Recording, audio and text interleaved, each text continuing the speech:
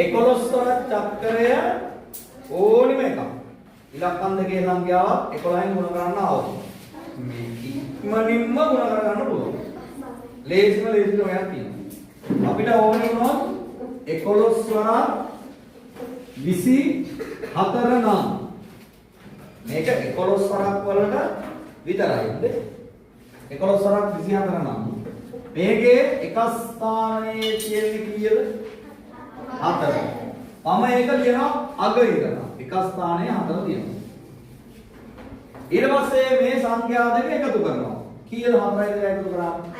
6යි. 6යි ඉතුරු තියනවද?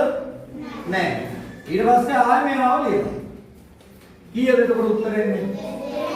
264. 264. දැන් මම ඔයාලගෙන් එකක් අහනවා. ඔයාලා උත්තරේ කියන්න. හරිද?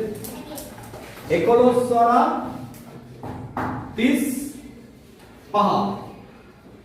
උත්තරේ කියන්න ටක් ගාලා.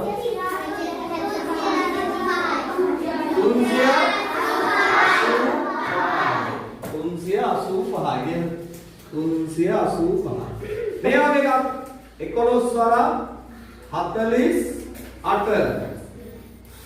කීයද? එක ස්ථානයෙන් ලියනවා කීයද? 8. ඊට පස්සේ 8යි 4යි 12න් 2 එකක් ඉතිරි 4යි 1යි 5. 528.